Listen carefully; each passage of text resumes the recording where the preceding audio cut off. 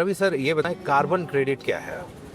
देखिए, ये एक वैश्विक इकोनॉमी की हम बात जब करते हैं तो हम देख रहे हैं कि जो देश जितना कार्बन उत्सर्जन करता है जी।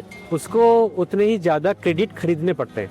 तो अभी जो यूएन या संयुक्त राष्ट्र की जो पॉलिसी है उसके आधार पे कि एमिटर पेज पॉल्यूटर का जो प्रिंसिपल है कि आप अगर एमिट करेंगे तो आपको उसका पे करना पड़ेगा। जैसे मैं फैक्ट्री लगाता हूँ, उसमें से कार्बन निकलता है अमेरिका में, तो अमेरिका की उस फैक्ट्री को किसी ऐसे देश में जाकर के कार्बन क्रेडिट खरीदने पड़ेंगे जहाँ पे उसके इक्विवेलेंट पौधे लग जा रहे हैं, क्योंकि जो कार्बन निकल रहा है उसको जाकर के पौधा ही जाके अवशोषित कर रहा है और अपने अंदर संग्रह कर रहा है। यानी कि अगर हम इसको सरल शब्दों में कहें तो जितना कार्बन उत्सर्जन हम करते हैं उतनी क्रेडिबिलिटी हमें यूएस में खरीदनी पड़ेगी, हमें इंटरनेशनल मार्केट से खरीदनी, इंटरनेशनल मार्केट से खरीदनी। और वो खरीदेगा कहाँ से? आप खरीदेंगे किसानों से या उन प्लांटेशन लोगों से जिन्होंने वो प्लांटेशन किए हुए हैं और कार्बन क्रेडिट अर्जित किए हुए हैं। तो इस इकोनॉमी को हम लोग कार्बन इकोनॉमी बोलते हैं और भारत देश के लिए इसमें बहुत ज़्यादा संभावनाएं हैं, क्योंकि हमारे पास उपजाऊ भूमि है, हमारे पास किसानों की संख्या है, एग्रीकल्चर लैंड है जहाँ पे हम पौधे लगाते हैं और उससे कार्बन जो अवशोषित होता है उससे हम कार्बन क्रेडिट अर्जित कर सकते हैं। तो प्रदेश सरकार ने ये योजना अभी किसान भाइयों के लिए खोली है। इसमें करीब 7 या 8 मंडलों में अच्छा कार्य हुआ है।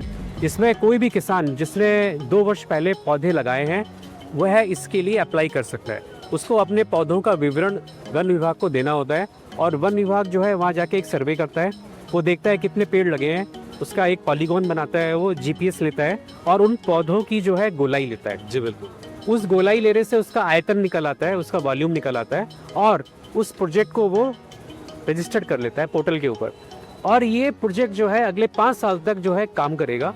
हर साल जितने आयतन में वृद्धि होगी, तो हम मानते हैं कि जब आयतन में वृद्धि होती है तो कार्बन से ही होती है जी, क्योंकि जो सेल्यूलोज है, आप सभी लोग साइंस पढ़ते हैं कि जो लकड़ी है वो सेल्यूलोज है और सेल्यूलोज एक पॉलीमर है कार्बन का। तो ये माना जाता है कि जो मास है उसमें 50% कार्बन होगा। तो जो फार्मूला है वो ये कहता है कि अगर 1 टन लकड़ी आपने बनाई है तो आपको $6 की आपको आमदनी हो सकती है।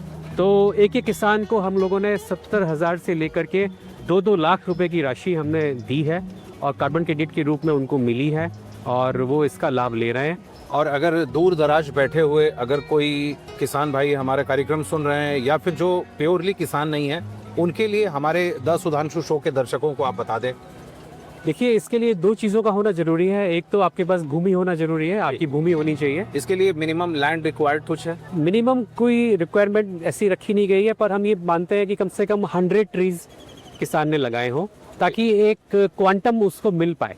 अन्यथा क्या होगा कि अगर वो कम पौधे लगाएगा तो उसको ज़्यादा आमदनी नहीं होगी और प्रोजेक्ट बनाने में भी एक कॉस्ट आती है, तो वो फिर उतना इकोनॉमिकल नहीं रहेगा।